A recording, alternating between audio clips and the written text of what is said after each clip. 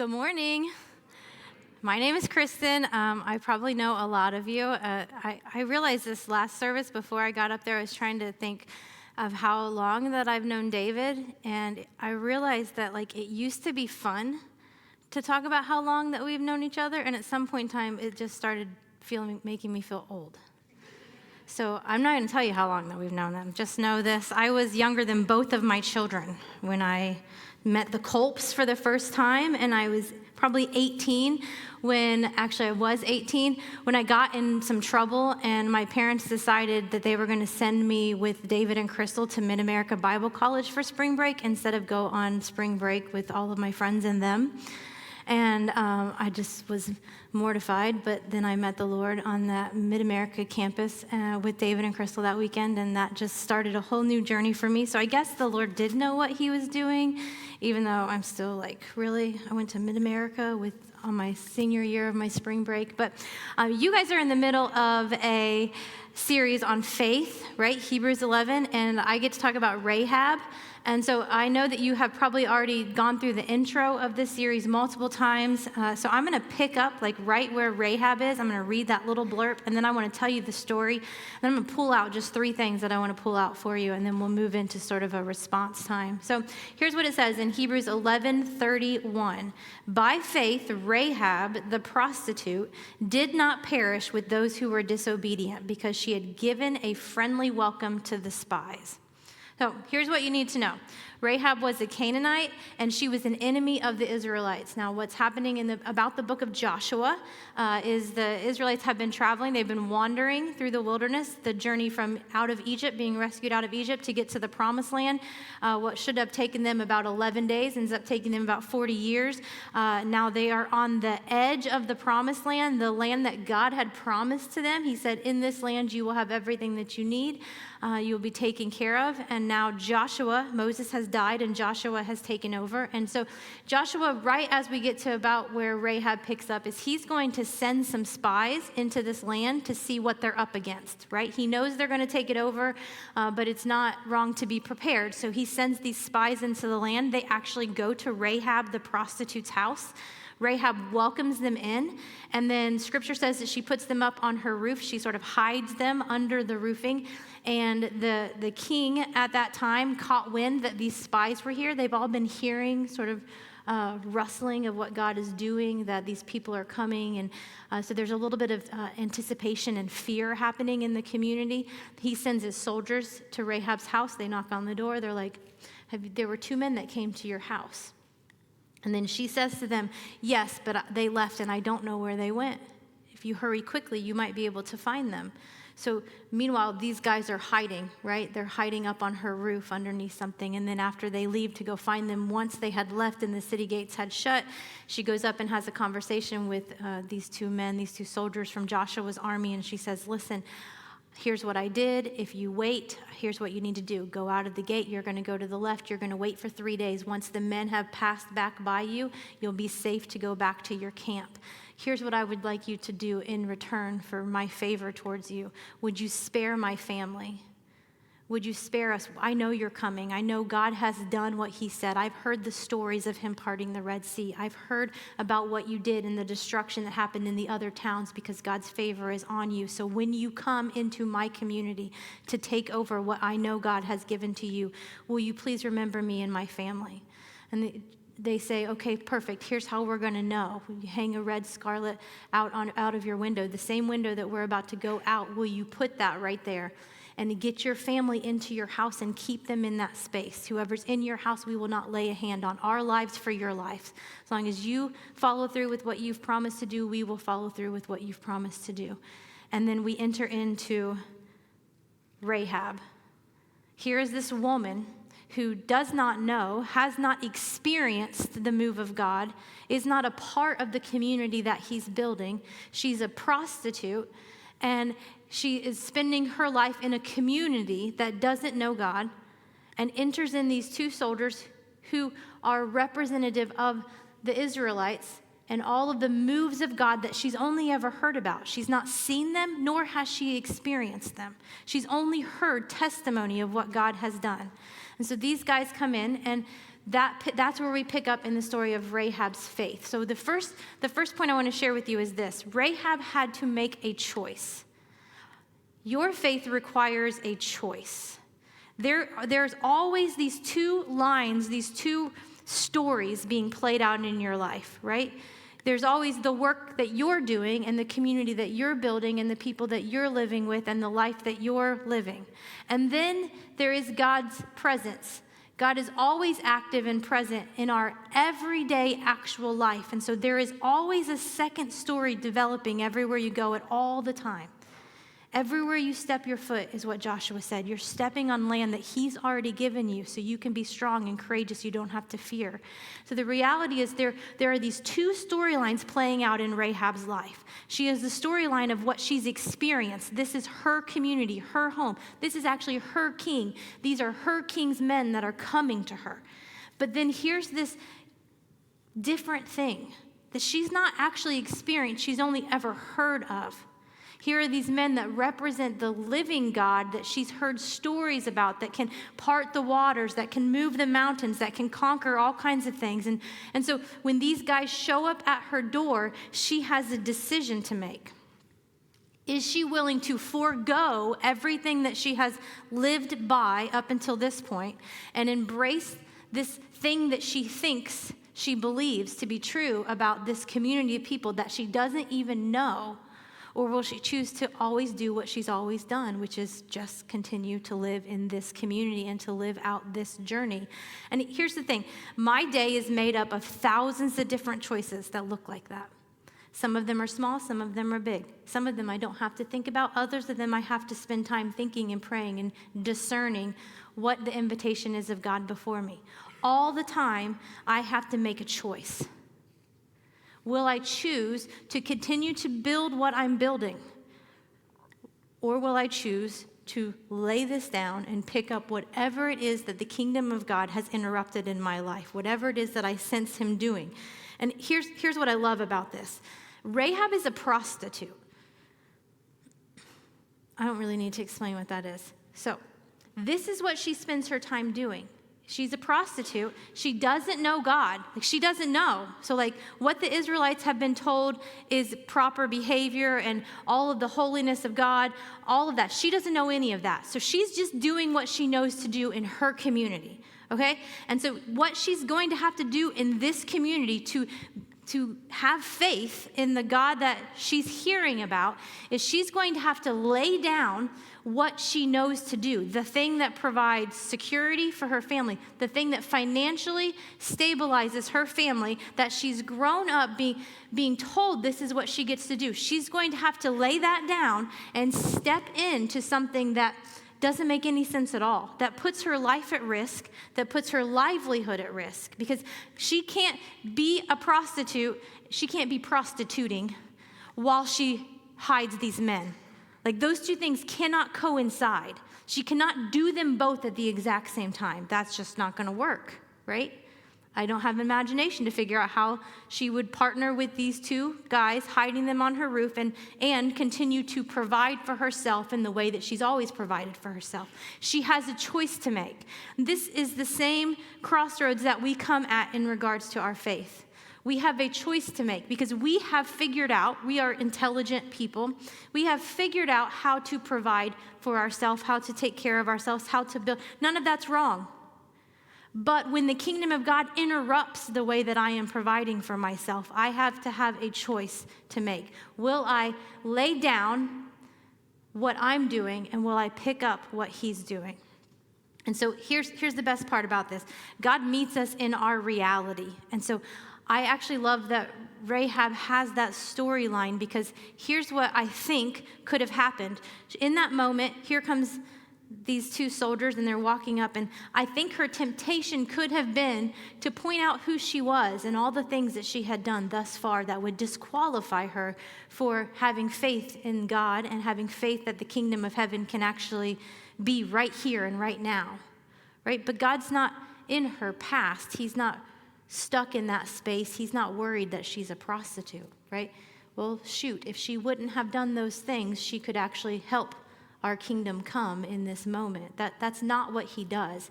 Also, she could have been more focused on her future, right? The next couple of days, the next couple of weeks. Well, what happens if, and what happens when, and what if this person does this and that person does that, and playing out all of these storylines in her head about how helping in this present moment and having faith in this present moment would actually be a problem in the future. And God doesn't really meet her in that space either. Because why? Because Scripture says, what? Do not worry about tomorrow, for tomorrow has enough worries about itself. I take care of the fields and I take care of the flowers. Won't I also take care of you? And Jesus says in the book of Matthew, when he's teaching the disciples how to pray, he actually says, you should do this. You should say, give us this day our daily bread. He is the bread of life. And he's actually instructing his disciples, ask today for what you need for today. And a lot of the times, our issue in choosing to walk in faith is because we're hung up on what did or didn't happen yesterday, and we're worried about what may or may not happen tomorrow. And so it sort of straps us in the present moment with an inability to have faith. We can't choose for today to partner with him because of the way we did or didn't choose in the past and the way that this choice may or may not impact us in the future. And so we become limited in our ability to have faith. But the faith that we need for today is actually happening right now in this given moment. Jesus promises that literally when you need the words, I will put them in your mouth. When you need the defense, I will fight for you. When you need the food, I will feed you. When you need the clothes, I will cover you. Do not store up for yourself treasures on earth because they will just get destroyed. And so oftentimes, if we're just really honest with one another, we find so much security in what we have or what we're chasing or what we've been given that we are limited in our ability to have faith in how he's going to provide, in how his storyline is going to roll out in our life. And Rahab she just went with it. In that moment, the way that she was living didn't limit her to the way that she could live, if in that moment she chooses. The other thing that makes me really excited about this is the reality is we are always only one choice away from the transforming power of the kingdom of God. She was a prostitute. Her life was hopeless. She was doomed and going towards death. Her community was about to be overtaken, and she would physically die, but she also was going to spiritually die. And in this moment, she chose to put her faith in something that transformed her entire life and the entire life of her family. In one moment. In one moment, all that she had done was gone. And all that she would be and become would be different. And not only that, but it affected all of the generations. She's actually in the genealogy of Jesus. Like for generations, the way that she chose to access her faith, it changed generations of people coming behind her for what she did in one moment. And so the transforming power of Jesus that meets us in our reality is so what we need. It's so what we need right now in this space, right now. God is present and he is working. He has exactly what you need for this moment. For this moment. Exactly what you need. He's not worried about what's happened. He's also not worried about what's happening after this. He has what you need right now in this moment. And so your faith and accessing your faith is about making this choice in this moment. Will you give Jesus all that you know of yourself and all that you know of your situation? And will you trust him in this moment? Not worry about what's to come and not get hung up on what's already come. But just focus in this moment and have that kind of faith. The second thing is this: faith involves action. Listen, in Hebrews 11, the word faith is a verb. It's an action verb. Now, a verb is something that is an occurrence or a state of being. And the way that you know if something is an action verb or it's not an action verb is basically you read the sentence and you ask yourself the question, is this something that someone can do? If the answer to that question is yes, then the word action gets to go in front of your verb. It has now become an action verb. Now, there are some instances, my daughter's middle name is Faith. There are some instances where the word faith is not an action verb. except for when I'm like using her middle name because she's not hearing what I'm saying, and then there better be some action behind that little place right there. Other than that, it's pretty much inactive, right? I just write it on a piece of paper, use it as a password here or there, you know. But in the book of Hebrews, when you read chapter 11, it's almost impossible to separate action from every single time that it's mentioned. It is always mentioned in reference to something that somebody did, an action that they took. And what that tells us is that faith is not something that you have as much as faith is something that you do, right? Rahab didn't have faith, she did faith. Right? Because anybody can say God is always present and at work. But if I say God is always present and at work and I never join him in anything that he's doing, do I really have faith that God is always present and at work? Or is that just something that I said? Right? If anybody can say, God is my Father, he meets all my needs, he makes me lie down in still pastures, he leads me behind still waters, he makes me lie down in still pastures, like he will provide, he will meet. We can all say those things. But does that faith look like action? When I'm backed into a corner and I actually need my needs to be met, who do I turn to? Do I turn to myself? Do I work harder and be smarter and stress and strive and produce and perform? Or do I turn to the Father and do I have faith that he who began a good work would see it through to completion? If he's called me to it, he will see me through it. And if there's a need that I actually need that I don't have the ability to meet, I can have faith that he who has promised is faithful and that he will hand me the provision that not because I'm doing nothing and I'm just saying words, but because the active participation in faith, sometimes I feel like actively having faith, it requires more faith for me to do nothing but trust the Lord than it does for me to do everything but trust in myself. Like it would be easier for me to work to provide for myself than it would for me to work to trust in his provision. And so my faith is limited because I'm putting it in myself and my ability rather than putting it in him and his promises, right? So if you look at Hebrews 11, it says that now faith is the assurance of things hoped for and the conviction of things not seen. Let me just give you a couple definitions. Assurance is this: confidence or certainty. So when you have assurance of something, you are confident in it, you are certain of it. When you have a conviction over something, you have a firmly held belief or opinion. So put that together and let's read that passage a little bit differently. Faith is the confidence and certainty that I have in a firmly held belief that God is who he says he is and he will do what he says he will do, even when I can't see or hear. Right? When I can't see it, I can still have the faith to believe it. Why? Because I have a confidence or a certainty that God is going to do what he said he's going to do. I'm going to put my faith not in what I'm experiencing in this present moment, right? Because I can't see it. Because if I can see it, then it doesn't have faith to believe it. It doesn't take faith to believe it. But I'm going to be confident and certain in what I know that he has promised to do. Action, therefore, becomes the evidence of my certainty, right? The action, what I actually do. Scripture would say that the evidence of knowing God is an act of faith. I can't just say God is always present at work. I actually have to join in his work, right? I can't just say God is my Father who longs to give. I actually have to trust in his provision. It's like this. I buy my kids a coat. If they want to be warm, they wear their coat. I don't understand, right? There's like something in middle school, you just like don't wear a coat. And then you get to high school, and it's like they can't even spell coat. Like, literally, Addie just texted me. She's at the beach. I don't know, we came like 2 weeks ago, and it's cold. We came back today. It's cold again, so no offense, but, like, that's not what we were expecting. She literally just texted me, like, hurry up. It's so cold. I'm sorry that you're enjoying your time at the beach while I'm working. I'll try to hurry up. How about you put the sweatshirt on that you brought? Like, put it on. Over your bathing suit, go in a store, go to the shop. I don't really care. Be warm.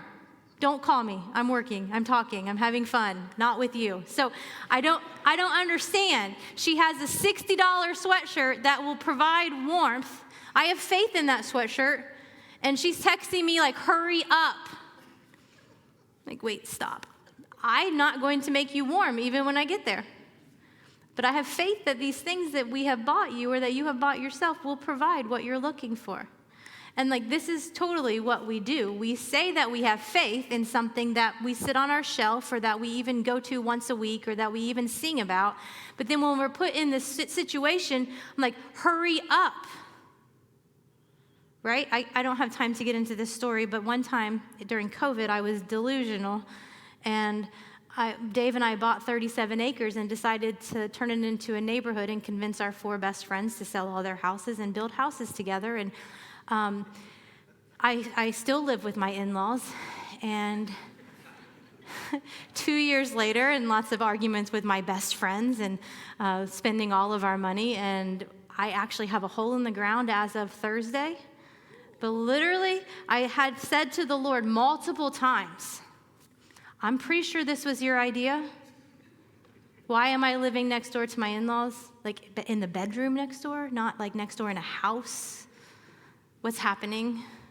Why don't we? I thought I was moving into a house. I just broke ground on a house. So I've had to access a level of trust and faith in something that I haven't seen for quite a long time. And I just keep wanting to say to the Lord, hurry up. And he's like, I don't waste any of your time. I haven't wasted one single minute. All of these things that have happened needed to happen, and all of the conversations that you've had, and all of the tears, and all of the character building. All of these things are your faith and your endurance being increased, and I just wanted him to hurry. I still kind of want him to hurry. I mean, I love my in-laws, but come on. At the end of the day, my mother-in-law sent me, side note, I didn't tell anybody else this, she sent me this cute little picture. She's like in Amish country for her anniversary. And she sent me this cute little picture that talked about, I know that she was referencing me because my daughter's about to graduate, and she was like trying to be so like nice to me. And all like, when your kids leave your house, they're going to have an open door. Pray that they always walk right through the door, that they make themselves at home. I texted her back like, no, it doesn't say pray that they move into the master bedroom and move you into the side bedroom and take over with their teenagers and all the things. And she's like, oh yeah, it doesn't say that. Ha ha. So we far exceeded the expectation of this little picture for you. You're welcome. And she's like, bless you. Bless you so much. So here's what happened. You have to have, so faith is about this action, this evidence, this thing. So Ella is in her senior year. Sorry, I want to get back to this story. Ella's in her senior year. I don't know if you know this, but she just graduated. Senior year is like 7th grade year. They're both terrible, depending on where you're at, right? Like she was going to college her senior year, so she kind of was in this place where she's not like in this place. So she's kind of a senior, but she's really a freshman in college. So she's kind of a teenager, but she's living the life of an adult. And there's just this, it's just been really difficult. And so there's been a lot of tears, there's been a lot of disappointments because she's got friends that are still really seniors in high school and they're living the life of a senior in high school, but she's living the life of she has like these responsibilities of an actual adult and a homework level of an actual adult. And so it's been really difficult. So she turned 18 2 Sundays ago, and what she wanted to do was come to St. Joe, to Mimi's house, which is Crystal, if you don't know. And I don't know if you've had her scones yet, but like that's all Ella wanted for her birthday. Was that and Taylor Swift tickets, which I don't know if you know this, that was like no big deal to get some Taylor Swift tickets, but that was all she wanted, right? Just Taylor Swift tickets and Mimi's scones. So I'm just moving mountains to make the Taylor Swift tickets happen, but the scones was actually doable. So we showed up, and we showed up with an array of tears because we were bringing 3 girls. Long story, but we ended up bringing 1. So one friend didn't cancel last minute on Ella on her 18th birthday, and we showed up with 1 friend. And now the night before, as all of these are happening, all the tears are happening, right? She's like, let's just leave now. I just want to leave now. And I'm like, it's 10 o'clock at night, 11, 12, 1, 2. I don't think that can work. I don't think we can walk into David and Crystal's house at 2:30 in the morning. So I will leave as early as you want to leave. She's like, okay, I want to leave at 5 a.m. I'm like, well, that's convenient for you because you're going to sleep in the car. I'll wake you up when we get there. But, you know, it's what mom does. It's her 18th birthday. She's cried all day. If she wants to leave at 5 a.m., I'm getting up at 5 a.m. So I get up at 5 a.m. and I drive to Michigan. I wake them up when we get to Starbucks about 3 hours into the trip.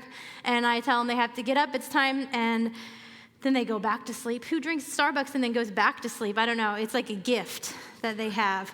So I drink Starbucks and I'm awake all night, but she drinks it. They went back to bed. So I woke them up when we got to St. Joe. Now, here's what you don't know. I could literally show you my prayer journal right now.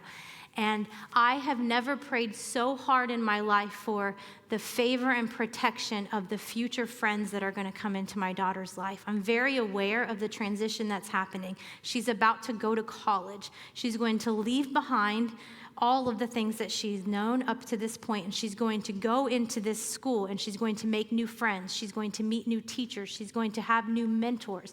And I also am very aware, show me your friends and I'll show you your future, right? I spent a lot of time in student ministries, and that's what we would say to our students all the time. Show me the people that you hang out with, and I'll show you what your future life is going to look like.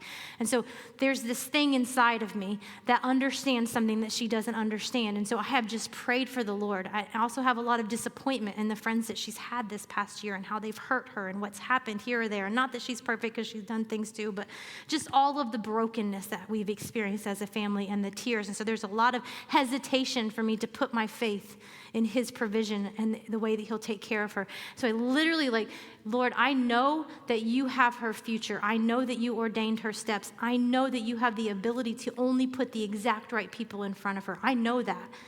Will you please do it? And BTW, will you show me that you're doing it so that I can have enough faith not to be awake all night? And, he's so good. He's so kind. He's like, sure, I'll do that. So we get to Michigan. Now, remember this. 2 friends bailed us on our way here. We got up at 5 o'clock in the morning. That was not in the plan. We get to Michigan. I call Crystal. She's at the church. I'm like, meet us for lunch over there. And so we're meeting Crystal for lunch, and we're walking down the main strip over there by the boulevard end. And we see up ahead, there's a girl named Sid and her friend, cute little blonde girls, and you can tell they've been at work. And Crystal's like, oh my gosh, that's Sid. I've been wanting to introduce Ella to Sid. Sid's going to UC. Ella's going to UC. Sid goes to First Church. I don't really know, but she's just telling me all these things about Sid. And then up walks Sid, and now we introduce the 2 girls. Well, Sid and the girl that's with her are both going to UC, which happens to be where Ella and Lauren, who came with us, are going. Anybody know what UC is? I don't even know if people in Michigan know about the University of Cincinnati, because you're so focused on the Ohio State University, but the University of Cincinnati is actually a thing where I live that's about 40 minutes from my house. And so apparently there's 2 girls, one that goes to church here that's going to the University of Cincinnati. And so the 2 girls start talking, and there's just so many words. I don't know if you know this, but there's a lot of words that happen when girls meet for the first time and they're excited about something. So I'm just I can say, do you want to go to dinner? Really fast. It took them a long time to get there, but they got there. And then Sid's like, well, I want to introduce you to my 2 other friends that are also from St. Joe. They go to St. Joe High School, and they're going to UC, and let's all go out to dinner. So these 6 girls meet, and they go out to dinner, and then we get a text message. I'm with David and Crystal, and we get a text message like, hey, Mimi, can I bring everybody back over to your house? And Crystal's like, yeah. She's like, great, I already told them. We're on our way. And so we put some cookies in the oven, and these girls all walk into the house.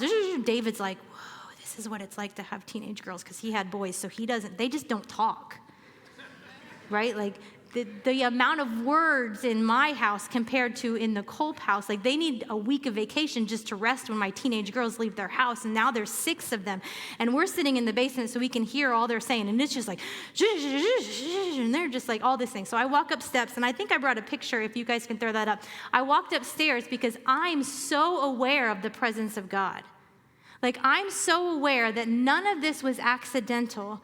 I'm so aware of his sovereignty. I'm so aware of my desperate prayers as her mom of, Lord, would you just please bring the right people into her path. That when he actually does it, what happens to my faith? It just goes through the roof. He's got her. And so I go upstairs and I tell the girls, I need you guys to take a picture. It looks like they've known each other for 10 years, 10 minutes. Okay, maybe a little bit longer. They actually had dinner together. Now, Dave and I left our house yesterday at 2:30 p.m., 10 minutes after Sid walked into our door. So Ella and Sydney are at church in Cincinnati together right now, while we're at church in St. Now, tell me that the Lord doesn't take care of my kid. Tell me that he's not faithful. I couldn't have made that happen. Crystal couldn't have made that happen. He knew exactly where she needed to be and when she needed to be there. He knew exactly who to put in front of her path. That doesn't mean that it's going to be all butterflies and rainbows from here on out. But it does mean that when I struggle to have faith, when I struggle to be active in my faith toward my daughter, I can remember God's faithfulness to her in this moment, and I can recall what he's done, and I have evidence for what he will do, right? And here's what's happened. In this room, there is a history of how God's hand has moved in your life. He's rescued you here. He's redeemed you there. He's done this over here. He's heard you here. He's answered. I don't know how he's done it, but I know that he has. And if you don't have that history, I know that he wants that for you. He has plans to give you a purpose and a future and a hope and security. He has plans to fulfill all of your needs and all of your desires and even all of your wants. And he wants to build that with you, but that takes action. I cannot just only ever say that God cares about my kids more than I do. I have to actually take the steps that show I trust him to care about my kids more than I do. I trust him to show up in their lives, and I have to step back and not move on my own because of what I know he will do. And so this is what Rahab did. If you think about it in the story of Rahab, this is exactly what she did.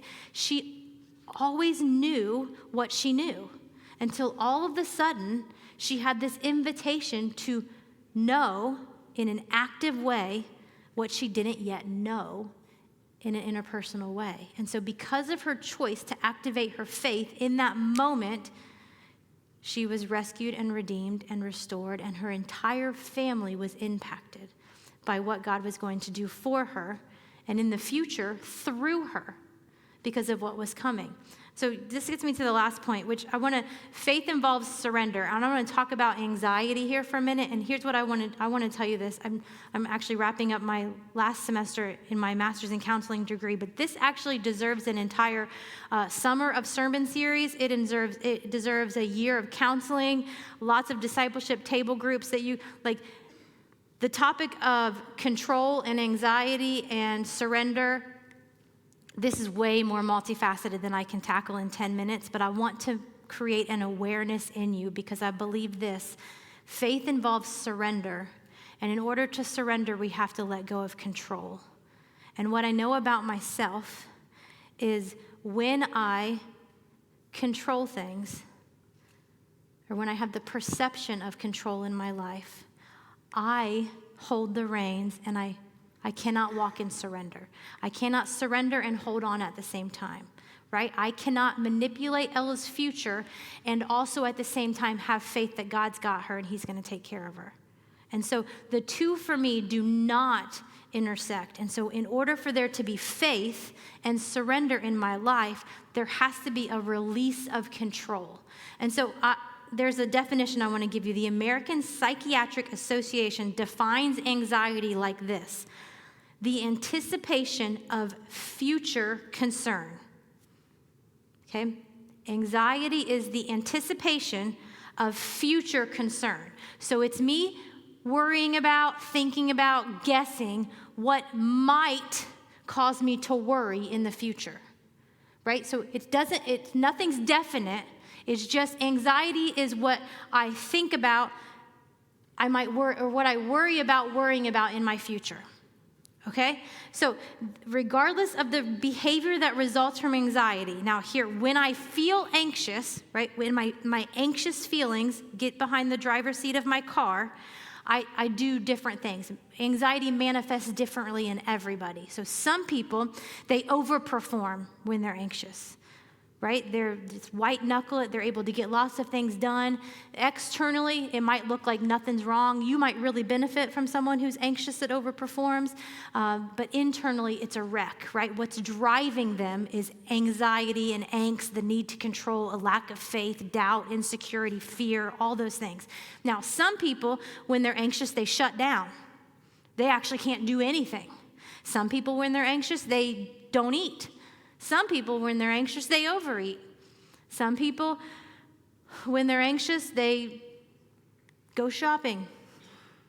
Other people, when they're anxious, they don't spend any money. They hold on to everything, right? The way that it manifests in all of us is differently. Sometimes when we're anxious, we yell at our kids. We try to control what they're doing. Other times when we're anxious, we don't even talk to our kids. We go in a room and we tell them, we hope that they take care of themselves, right? The manifestation of this is different in every person in every place. But the reality is this: when we are anxious, we don't have the peace that surpasses all understanding, right? So in order for me to have faith, I have to have peace and security.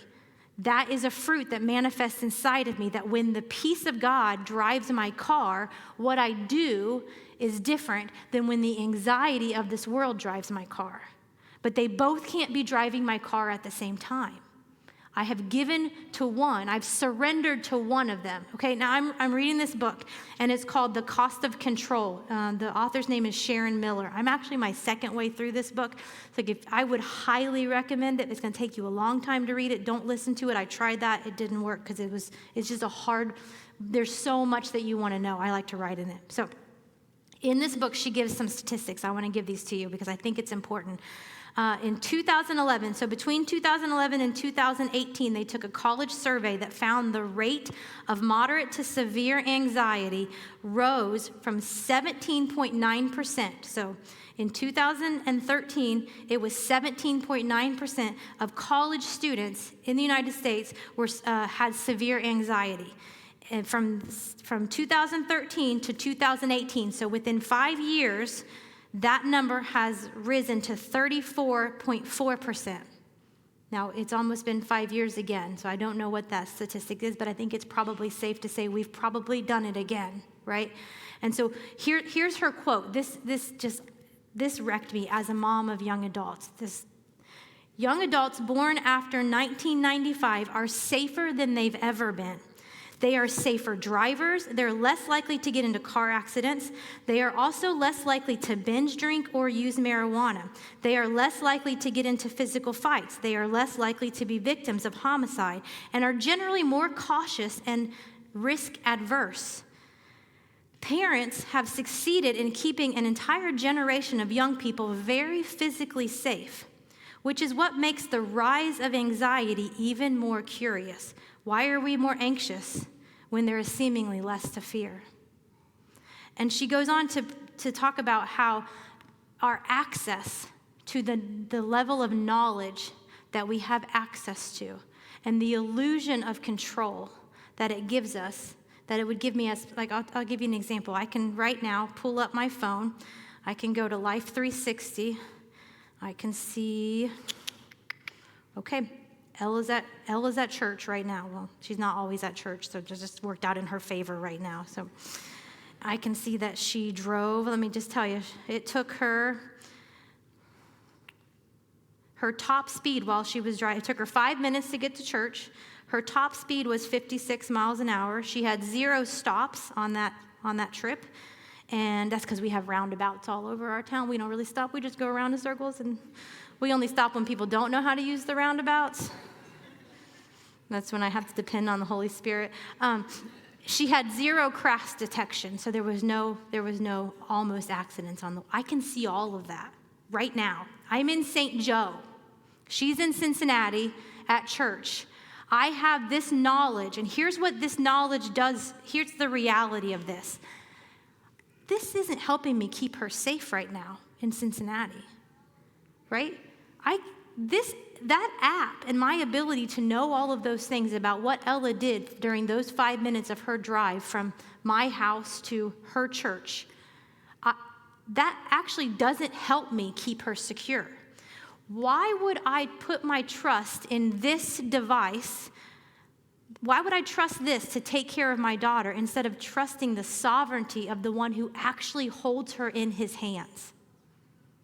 Like, my temptation is to put more faith in my control of everything that she does or doesn't do, rather than to put my faith in my release of all that she is under the sovereignty of God, who knows her and loves her and created her and has plans for her and a purpose for her. When I hold on and to the illusion that I'm in charge of what happens in her life, guess what happens? Anxiety fills me. When I surrender and I come before the Lord, who actually is sovereign in her life, guess what happens? I have the peace that surpasses all understanding. Again and again and again and again. And we do this in all the things. The band is going to come up because here's what I want to do. We do this with our finances, right?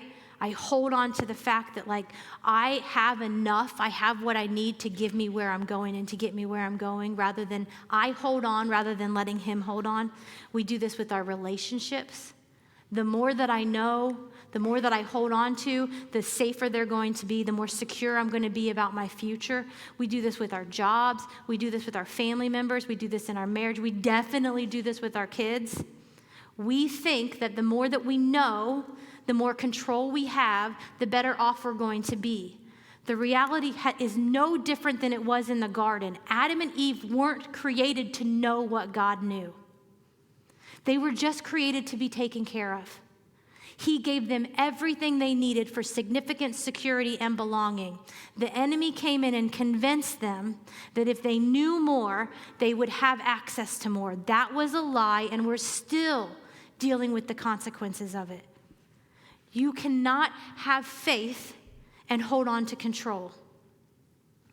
The very definition requires that you release it, that you trust in something, that you trust in someone. And so here's what I want to do. As they take you into this last song, I just want to ask you this question. Is it possible that you have surrendered to the wrong thing?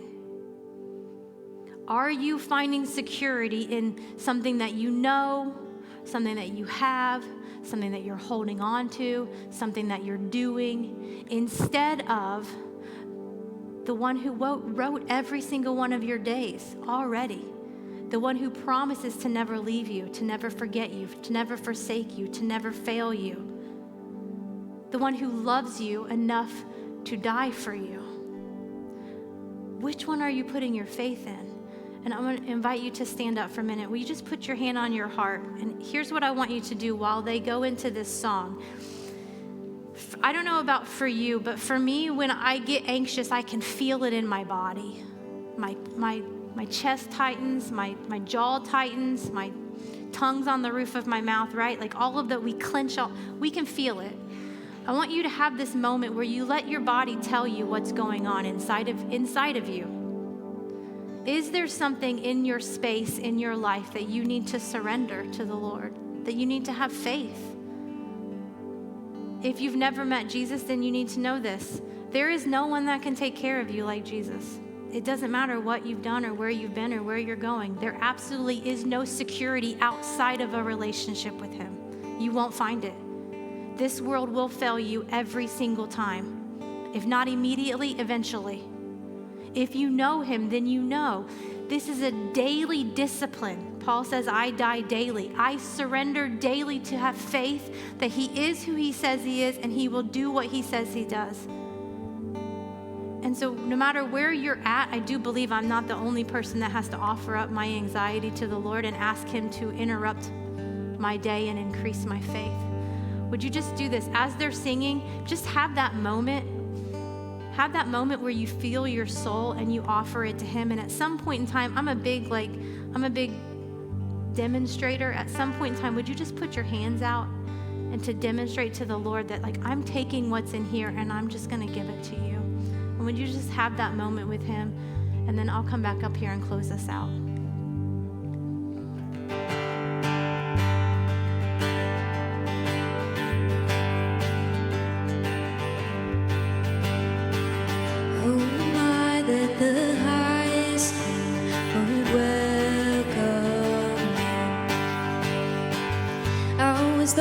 But he brought me in his love for me.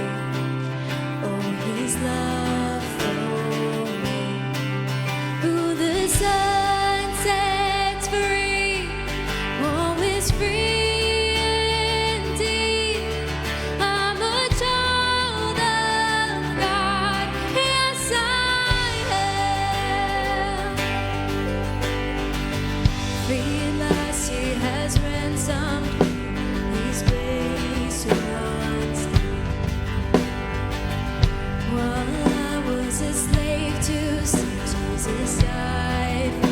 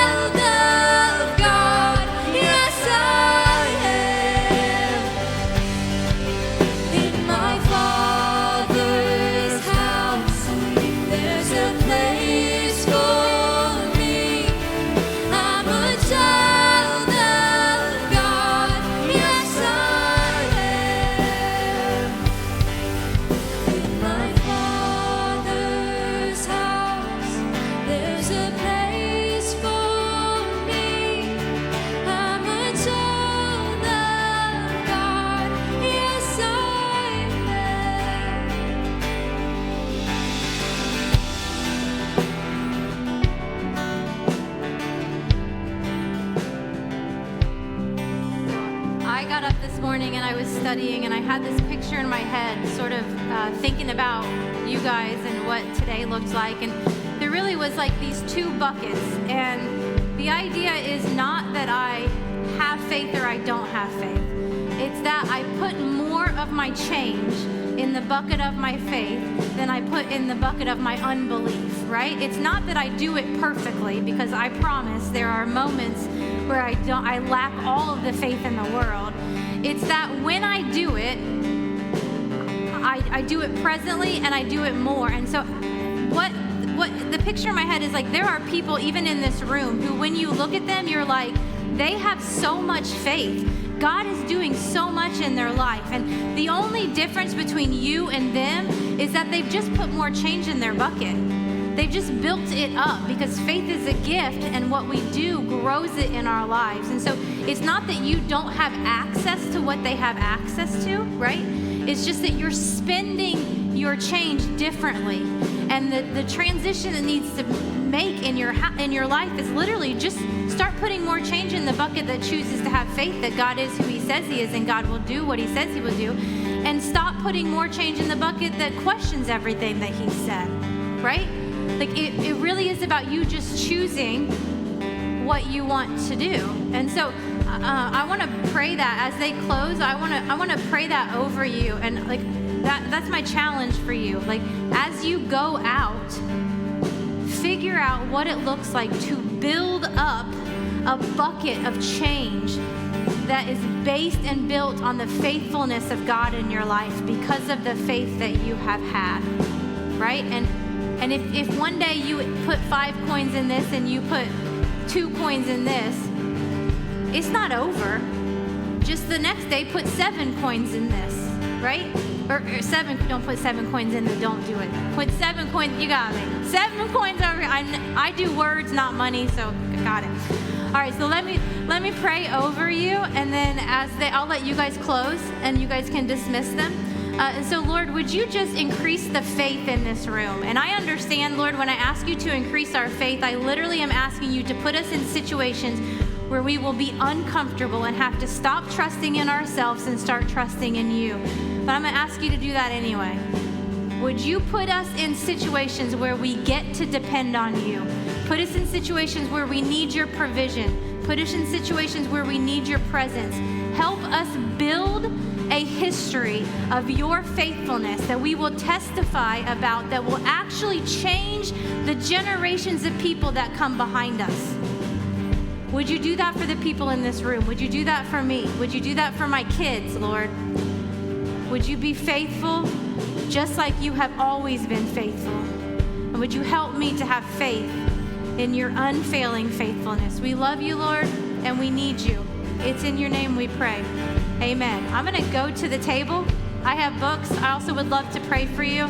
If you're struggling in faith, or if you just made a decision today to trust your faith in Jesus, I know they have a number to text or someone to talk to. If you need help, ask somebody. Okay? Love you guys.